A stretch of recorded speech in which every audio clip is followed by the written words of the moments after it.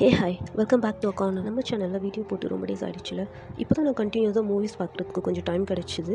இனிமேல் நம்ம சேனலில் ரெகுலராக வீடியோ போட்டுக்கலாம். இந்த வீடியோவில் நான் எக்ஸ்பிளைன் பண்ண போகிற மூவியோட பேர் என்னென்னு பார்த்தீங்கன்னா இருக்கப்பற்று. இந்த படத்தோட ஒன்லைன் சொல்லணும் அப்படின்னு பார்த்தீங்கன்னா, ஒரு 3 கப்புள்ஸ் பற்றி காமிச்சிருப்பாங்க. அதாவது ஹஸ்பண்ட் அண்ட் ஒய்ஃப் எப்படி இருக்கணும், எப்படி இருக்கக்கூடாது அப்படின்னு.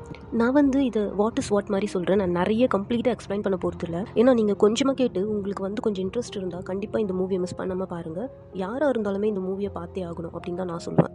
சரி, ஓகே, ரொம்ப பேசாமல் நம்ம வீடியோக்குள்ளே போயிடலாம். இப்போ ஃபர்ஸ்ட் கப்பலோட நேம்ஸ் என்னென்னு பார்த்தீங்கன்னா மித்ரா அண்ட் மனோகர். மித்ரா ஒரு சைக்காட்ரிஸ்ட், மனோகர் ஒரு ஐடியில் ஒர்க் பண்ணிகிட்ருப்பார். நெக்ஸ்ட் கப்பலோட நேம்ஸ் என்னென்னு பார்த்தீங்கன்னா அர்ஜுன் அண்ட் திவ்யா. அர்ஜுன் பத்திரிக்கா ஆஃபீஸில் ஒர்க் பண்ணிகிட்ருப்பாரு. திவ்யாவுக்கு பொறுமையாக தான் வேலை கிடைக்கும். தேர்ட் கப்பலோட நேம் என்னென்னு பார்த்தீங்கன்னா ராகேஷ் அண்ட் பவித்ரா. ராகேஷ் ஒரு ஐடியில் தான் ஒர்க் பண்ணிகிட்ருப்பாரு. பவித்ரா அப்படின்றவங்க வீட்டில் தான் இருப்பாங்க, ஹோம் மேக்கர். நான் இந்த வீடியோவில் சொன்ன மாதிரி நம்ம மித்ரா ஒரு சைக்காட்ரிஸ்ட்டில் அவங்க இந்த கப்பல்ஸ் தெரப்பிலாம் கொடுத்துட்ருப்பாங்க. ஏதாவது ஹஸ்பண்ட் அண்ட் ஒய்ஃப்குள்ளே சண்டை அப்படின்னு சொன்னால் அவங்களுக்கு கவுன்சிலிங்லாம் கொடுத்துட்ருப்பாங்க. பொதுவாக எந்த ரிலேஷன்ஷிப் எடுத்துக்கிட்டாலும் ஒரு சண்டை அப்படின்றது இருந்துட்டு தான் இருக்கும். அதுவும் ஹஸ்பண்ட் அண்ட் ஒய்ஃப் அப்படின்னா சொல்லவே தேவையில்லை. ஆனால் ஒரு சின்ன விஷயத்தை ரொம்ப பெருசாக மாற்றி அது டிவோர்ஸ் வரைக்கும் எதுக்கு எடுத்துகிட்டு போகிறாங்கன்னு தான் என்னமோ தெரியல. இந்த மூவியில் நம்ம அர்ஜுனும் திவ்யாவும் 2 பேரும் லவ் மேரேஜ் பண்ணியிருப்பாங்க. லவ் பண்ணும்போது இருந்த அர்ஜுன் மேரேஜ்க்கு அப்புறம் திவ்யாவை ரொம்ப டிஸ்கரேஜ் பண்ணுற மாதிரி தான் பேசிகிட்டு இருப்பார். அதாவது எப்படி சொல்கிறேன்னா, லவ் பண்ணிகிட்டு இருக்கும்போது இருந்த அந்த லவ் அண்ட் அஃபெக்ஷன், கேரிங் எதுவுமே மேரேஜ்க்கு அப்புறம் இல்லாமல் போயிடும். அது எப்படி லவ் பண்ணும்போது இருந்த அஃபெக்ஷன், லவ் எல்லாம் மேரேஜ்க்கு அப்புறம் இல்லாமல் போயிடும்னு தான் தெரியல. திவ்யா எது பண்ணாலுமே தப்பு சொல்லிகிட்டே இருப்பார் அர்ஜுன். திவ்யானால ஒரு லெவலுக்கு மேலே அவனால் டாலரேட் பண்ண முடியாமல், என்னால் வீட்டில் சும்மா இருக்க முடியல, நானுமே வேலைக்கு போகிறேன் அப்படின்னு சொல்லி போவாங்க. அவங்க வேலைக்கு போனதுக்கப்புறம் பெட்டராக ஃபீல் பண்ண ஆரம்பிப்பாங்க. ஏன் தான் வீட்டுக்கு வரணும் அப்படின்னு சொல்லி யோசிப்பாங்க. ஏன்னா வீட்டுக்கு எப்பயுமே அர்ஜுன் அது இதுன்னு சொல்லி சண்டை போட்டுட்டு டிஸ்கரேஜ் பண்ணிவிட்டு, நம்மளை விட திவ்யா ப்ரில்லியண்ட்டாக இருக்காளோ அப்படின்ற ஒரு கம்பேரிசன் வச்சுக்கிட்டு எப்பயுமே லோவாகவே ட்ரீட் பண்ணிகிட்டு இருப்பார்.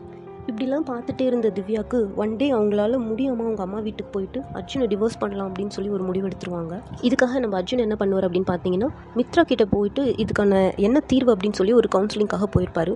திவ்யாவுமே வர வச்சுருப்பாங்க.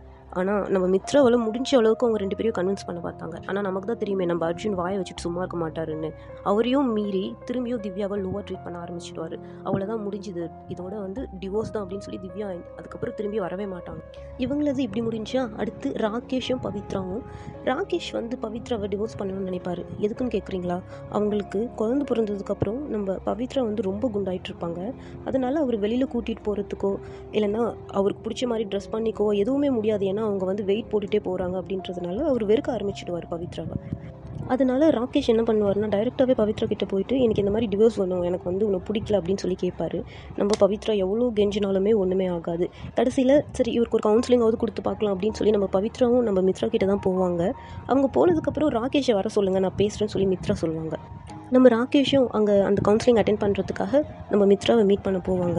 அங்கே எவ்வளோ சொன்னாலுமே நம்ம ராகேஷ் மித்ராவோட பேச்சை கேட்க மாட்டார். அவருக்கு டிவோர்ஸ் வேணும் அப்படின்றதுல ஸ்ட்ராங்காக இருப்பார். ஸோ நம்ம மித்ரா என்ன பண்ணுவாங்கன்னா, பவித்ராவை கூப்பிட்டு அவருக்கு டிவோர்ஸ் தான் வேணுமா, நீங்கள் அதையே கொடுத்துருங்க, அதுக்கு இவ்வளோ டேஸ் இருக்குல்ல, நீங்கள் என்னெல்லாம் பண்ண முடியுமோ அதெல்லாம் பண்ணுங்க அப்படின்னு சொல்லி. ஸோ அந்த டிவோர்ஸ் பீரியட் முடிகிறதுக்குள்ளே நம்ம பவித்ரா அவ்வளோ குண்டாக இருந்து ஸ்லிம் ஆகிடுவாங்க ஜிம்முக்கு போய். ஸோ ராகேஷ் பவித்ராவோட லைஃப் இப்படி மூவ் ஆகிட்டு இருக்கும். அதெல்லாம் போட்டும் நம்ம மித்ரா மனோகர் லைஃப் ஸ்டைலை பற்றி எதுவுமே சொல்லலையே அப்படின்னு சொல்லி நீங்கள் கேட்கலாம். நெக்ஸ்ட் இப்போ அவங்கள பற்றி தான்.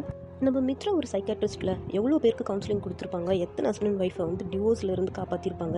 அப்போ அவங்க எப்படி நடந்துப்பாங்கன்னு நம்மளுக்கு இதிலிருந்தே தெரிஞ்சிருக்கும். அவங்க 2 பேருக்குள்ளே ஒரு சின்ன சண்டை கூட வராது. ஆனால் நம்ம மனோகருக்கு எப்பயுமே எல்லா ஒய்ஃப் அண்ட் ஹஸ்பண்ட் மாதிரி ஜாலியாக சண்டை போட்டுட்டு ஒரு 2 டேஸ் கழித்து பேசிட்டு இந்த மாதிரி மூவ் ஆன் ஆகணும்னு தான் நினைப்பாரு. ஆனால் அது மித்ரா அதுக்கு ப்ளேஸே கொடுக்க மாட்டாங்க. நம்ம மித்ரா எல்லாத்துலேயுமே ரொம்ப பர்ஃபெக்டாக நடந்துப்பாங்க. இப்படி போயிட்டு இருக்கும்போது ஒரு நாள் மனோகர் நம்ம மித்ராவோட ஆஃபீஸ்க்கு வருவாங்க, அவங்கள பிக்கப் பண்ணிக்கலாம் அப்படின்னு.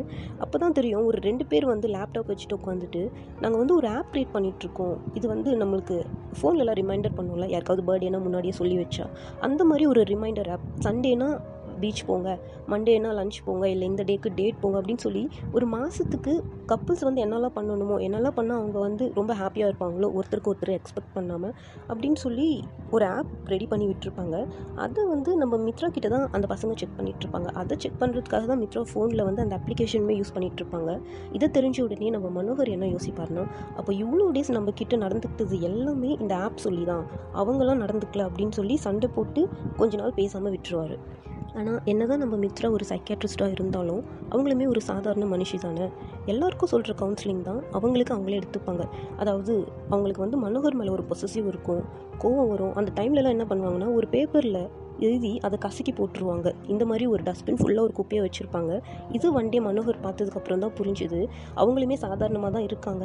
ஆனால் இவ்வளோ டிவோர்ஸ் ஆகின கப்புள்ஸ் எல்லாம் பார்த்து அவங்க பயந்துட்டு தான் நம்மக்கிட்ட இப்படிலாம் நடந்துட்டு இருக்காங்க அப்படின்னும். அதுவும் இல்லாமல் அந்த ஆப்மே வந்து டெஸ்ட் பண்ணுறதுக்காக தான் அந்த பசங்க சொன்னாங்கன்னு இவங்க வச்சுருப்பாங்க. இதை புரிஞ்சுக்கிட்டதுக்கப்புறம் மனோகரும் நம்ம மித்ராவும் பேக் டு நார்மல் ஆகிடுவாங்க. அதே மாதிரி அர்ஜுன், திவ்யா, ராகேஷ், பவித்ரா இவங்க எல்லாமே அவங்கவுங்க பேக் டு நார்மல் ஆகிடுவாங்க. ஆனால் அர்ஜுன், திவ்யா, ராகேஷ், பவித்ரா எப்படி ஆனாங்க அப்படின்னு நீங்கள் மூவியை பார்த்து தெரிஞ்சுக்கோங்க.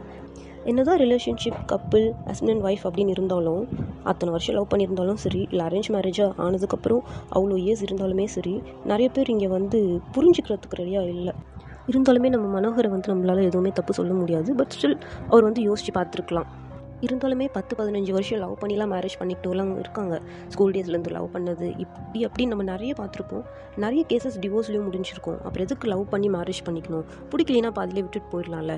ஒரு கமிட்மெண்ட்குள்ளே போனதுக்கப்புறம் விடணும்னு நினைக்கிறது வந்து ரொம்ப தப்பு இல்லை. இந்த வீடியோட எண்டில் ஒரு 5 லவ் லாங்குவேஜஸ் அப்படின்னு சொல்லிட்டு நம்ம மித்ரா இதில் மென்ஷன் பண்ணியிருப்பாங்க. நானும் இதில் வந்து ஆட் பண்ணுறேன். தயவு செஞ்சு அதை மாதிரி நிறைய பேர் ஃபாலோ பண்ணுங்கள். ஆல்ரெடி ஃபாலோ பண்ணிகிட்டு இருப்பாங்க. ஆனால் ஃபாலோ பண்ணாதவங்க இருப்பாங்கல்ல, அவங்களாம் கண்டிப்பாக ஃபாலோ பண்ணுங்கள். அதோடு வந்து இந்த மூவியை கண்டிப்பாக மிஸ் பண்ணாமல் பாருங்கள். ஃபேமிலியோடையே யாருனாலும் பார்க்கலாம் தான், சின்ன பசங்க இருந்தாலுமே சரி. இன்னொரு விஷயம் என்னென்னு பார்த்தீங்கன்னா, லவ் பண்ணும்போது இருந்த அஃபெக்ஷன் அப்போனா என்ன, டே டு டே வந்து இன்க்ரீஸ் ஆகிட்டே போயிட்டுருக்க மாதிரி தானே அர்த்தம். அது எப்படி மேரேஜ் முடிஞ்சதுக்கப்புறம் டிக்ரீஸ் ஆகிட்டே போகுதுன்னு தான் தெரியல. மேரேஜ்க்கு அப்புறம் ஒரு பொண்ணு அவங்க வீட்டில் இருக்க எல்லாரையும் விட்டுட்டு புதுசாக ஒரு வீட்டுக்கு வந்து, சரி லவ் மேரேஜாக இருந்தாலுமே சரி, அவங்க என்ன முன்னாடியே வீட்டில் போய் பழகிட்டு இருக்க போகிறாங்களா? இல்லை புதுசாக தானே போவாங்க. அப்போ அவங்களோட ஃபேமிலி மெம்பர்ஸ் கிட்ட எதுவும் பேச முடியாமல், அவங்களுக்கு பிடிச்சதும் பண்ண முடியாமல் இப்படிலாம் நடந்துகிட்டு இருந்தா, அதுவும் இல்லாமல் அவங்க ஃபேமிலிக்குன்னு ஒரு குழந்தையும் பெற்று கொடுத்தா, இதெல்லாம் ஓரம் வச்சுட்டு நீ குழந்தை பிறந்ததுக்கப்புறம் குண்டாயிட்ட, மேரேஜ்க்கு அப்புறம் கருப்பாயிட்ட, முன்ன மாதிரி இல்லை அப்படி இப்படின்னு சொல்லி கம்ப்ளைண்ட் பண்ணுறதுலாம் யூஸ்லெஸ்ல அப்படின்னு பார்த்தா, இந்த பசங்களோட அம்மாலாம் சின்ன வயசில் ஸ்லிம்மாக இருந்திருப்பாங்க, பெருசான உடனே குண்டாகியிருப்பாங்க, ஸ்கின் வந்து சுருங்கி போயிருக்கும். அப்போ அவங்க அம்மாவெல்லாம் எல்லோரும் எப்படி ட்ரீட் பண்ணுவாங்க? அப்போ வந்து ஒய்ஃபையும் அப்படி தானே ட்ரீட் பண்ணணும். அம்மாவுக்கு அப்புறம் ஒய்ஃப்னு வந்துட்டா இல்லை. இந்த லவ் மேரேஜாக இருந்தாலும் சரி, அரேஞ்ச் மேரேஜாக இருந்தாலும் சரி, வீட்டை வேலை செய்கிறதுக்கு பொண்ணு தேடிட்டு இருக்கீங்களா? இல்லை வந்து வீட்டை இன்னும் கொஞ்சம் பெருசுப்படுத்தணும், நிறைய ரிலேட்டிவ்ஸ் வேணும்னு சொல்லி கல்யாணம் பண்ணிக்கிறீங்களா? அப்படி குழந்தை பிறந்ததுக்கப்புறமும் ஒரு பொண்ணு ரொம்ப அழகாக இருக்கணும் அப்படின்னா, உங்களுக்கு பிடிச்சவங்கள உங்களுக்கு பிடிச்ச மாதிரி நீங்கள் தான் மாற்றிக்கணும். எது எப்படியோ ஒரு ரிலேஷன்ஷிப்குள்ளே வந்துட்டா அவங்கள பிடிக்காமல் போக 1 கோடி ரீசன் இருந்தாலும் சரி, அவங்க கூட சேர்ந்து வாழறதுக்கு ஒரே ஒரு ரீசன் இருந்தால் போதும் அப்படின்னு சொல்லி இந்த வீடியோவை எண்ட் பண்ணிக்கிறேன். நெக்ஸ்ட் வீடியோவில் நெக்ஸ்ட் மூவியோட ரிவ்யூ அப்படி இல்லைனா எக்ஸ்ப்ளனேஷன் பார்க்கலாம். இல்லை உங்களுக்கு ஏதாவது மூவி ரிவ்யூ இல்லை எக்ஸ்ப்ளனேஷன் வேணும் அப்படின்னா கமெண்ட்டில் சொல்லுங்கள். நான் கண்டிப்பாக பார்த்துட்டு செக் பண்ணி போடுறேன். Until that, it's by from Pavi.